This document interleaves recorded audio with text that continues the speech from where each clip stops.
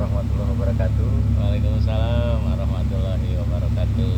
Sobat Kang Guru di seluruh Indonesia, bahkan seluruh dunia mungkin. Nah, ini ada temen, ada guru kita juga nih, Kang Dayat. Iya. Kang Dayat lagi ada di mana nih Kang sekarang?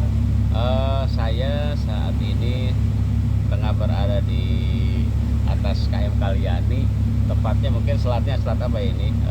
Di utaranya Pulau Bali ini. Oh. Baik. Saya perkenalkan juga, ini Bang Haidir nih, teman perjalanan saya di KM Kalyani yang sama-sama sebagai penumpang menuju ke Nusa Tenggara Barat ya, ke Ya, Pulau Kota Sumbawa Bima ya. ya, Kota Bima. Ya. Masya Allah. Kang, nih laut tadi ada yang warnanya hijau, hijau muda, birunya biru muda, sekarang biru tua. Wah, apa nih? Ada misteri nih kali ya. Masya Allah. Iya.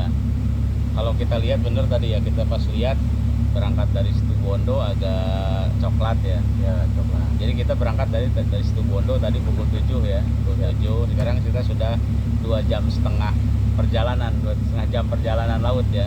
Dengan kecepatan tadi diinfokan sekitar 12 knot ya. Ya, 12 sampai 13. 12 sampai 13 knot. Masya Allah, ini kecepatannya kalau di darat berapa ya kalau dikonversikan kilometer per jam. Nah, ini memang benar sekarang kita melihat air laut yang warnanya biru kehijauan. Tentu ini dipengaruhi oleh salinitas ya, kadar partikel yang terlarut di air laut tersebut mempengaruhi warna air laut. Jadi intinya sebetulnya kita kembali lagi memahami laut itu tidak dari sisi mistis tapi dari sisi ilmiah. Di laut itu memang satu hal yang dipahami secara ilmiah, dan kembali lagi kenapa bisa berubah kadang-kadang di waktu-waktu tertentu, ombaknya besar, itu memang fenomena alam tentunya yang memang ditakdirkan oleh Allah Subhanahu wa taala, bukan dipengaruhi oleh pihak manapun ya, makhluk manapun. Memang sekali lagi memang ketentuan Allah Subhanahu wa taala atau sunatullah ya bahasa lainnya. Namun itu bisa dilogiskan secara ilmiah ya oleh Saya jadi sains ingat modern.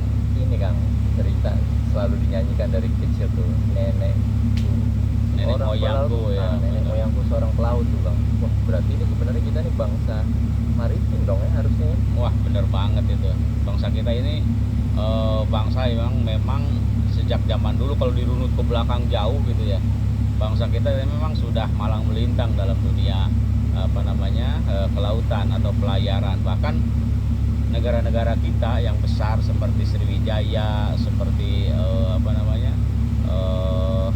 Majapahit sekalipun, Pajajaran, atau di zaman Kesultanan Islam ada Kesultanan Bima, Kesultanan Ternate, Tidore, Goa, Talo, dan seterusnya. Itu negara-negara bahari yang bahkan dengan pengetahuan mereka sudah memiliki sistem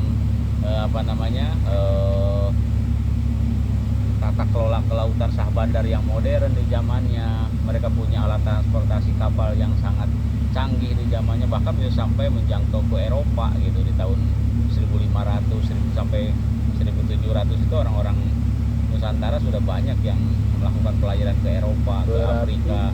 Laut itu bukan hanya sekedar kumpulan air, bukan hanya sekedar kenikmatan dipandang mata, tapi ini sebenarnya punya potensi lain ya.